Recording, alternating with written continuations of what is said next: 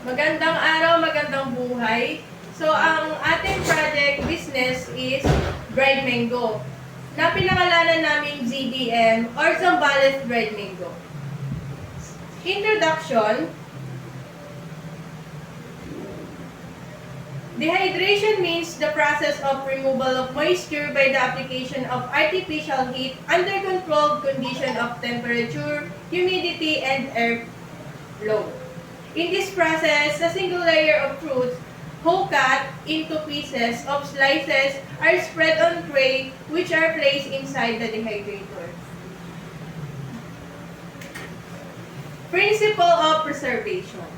Hindering the growth of activity of microorganisms in absence of sufficient moisture. Advantage of drying.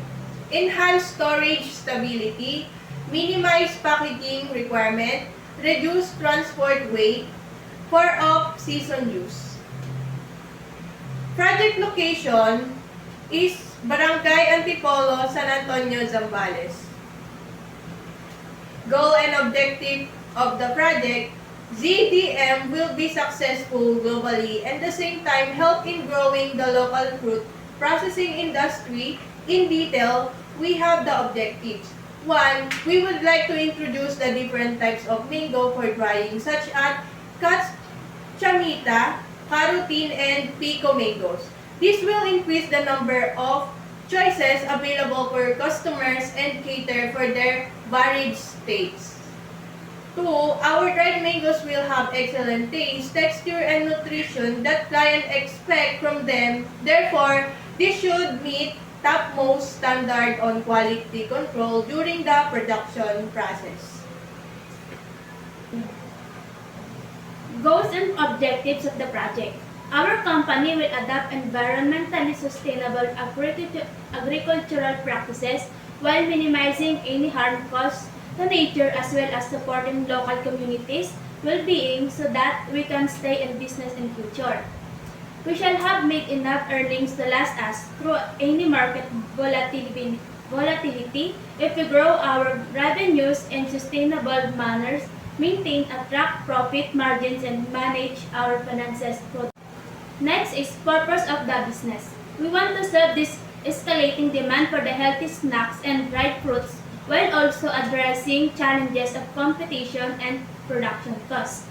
By attentively planning, executing wisely, and living with change as it comes, we want our dried mangoes business to take the lead in global market, so our objective is to make superior product that add value for all. Our marketing strategy to produce high-quality, nutritious dried mango to the CDM booth, to produce easy-to-store, transport, targeting the growing demand both locally and internationally. We plan to produce 1 million unit annually. Cachanita, carotin, and pico mangoes will be the varieties to be offered to cater different consumer tastes. We will include premium dried mango slice, various flavor options, mixed packs, attractive packaging, eco-friendly, and also resealable bags. Targeting fitness enthusiasts, healthy conscious consumer, young professionally, student, and parents focusing on major export markets.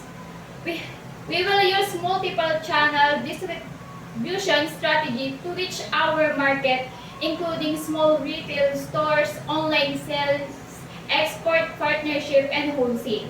Supply to bulk buyers like hotels and airlines. A competitive pricing will be set for our product, balancing the quality and affordability while aiming to have a 20% profit margin.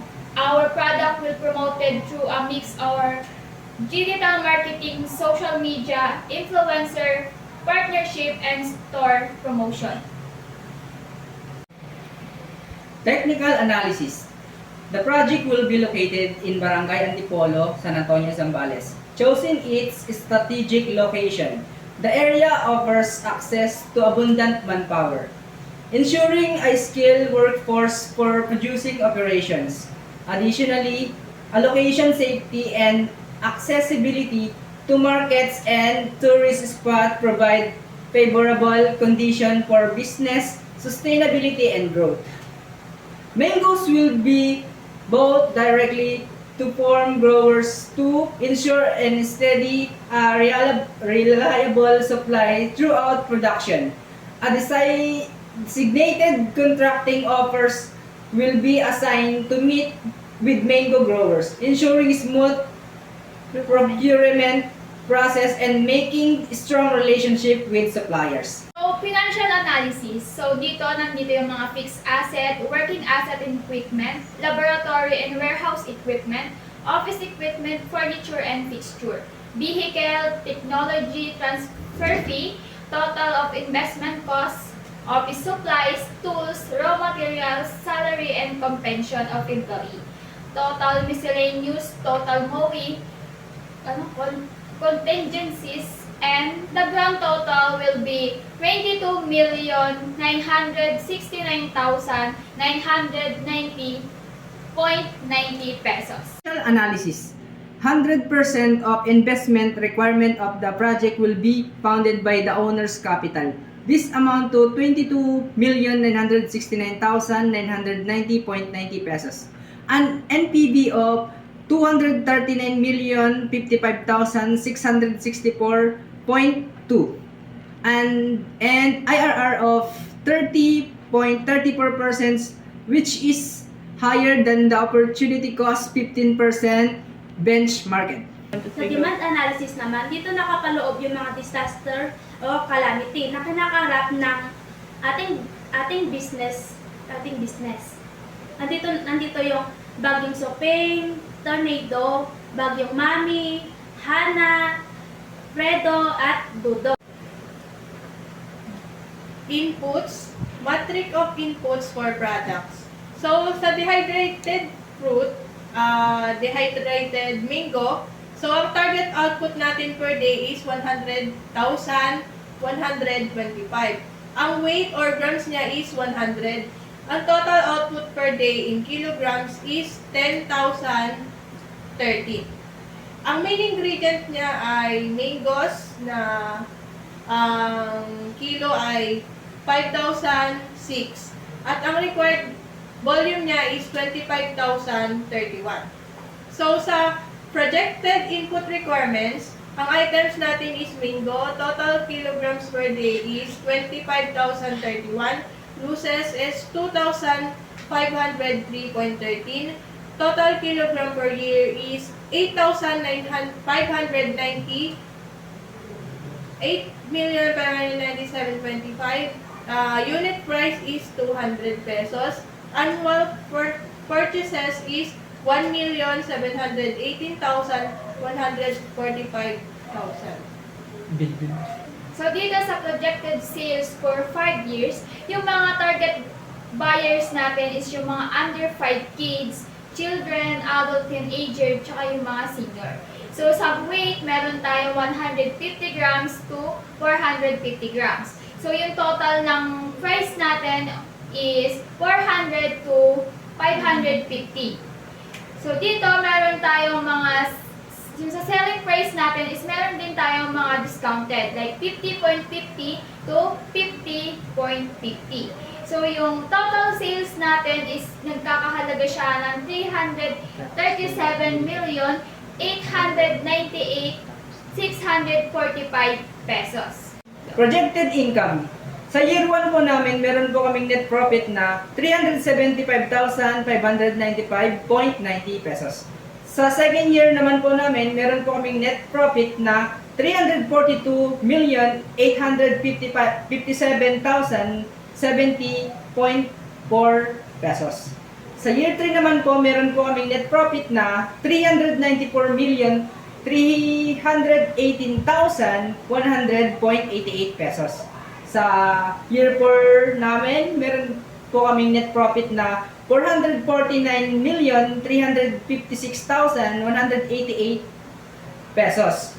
Sa year 5 naman po, meron po kaming net profit na 508,493,365 pesos, .98.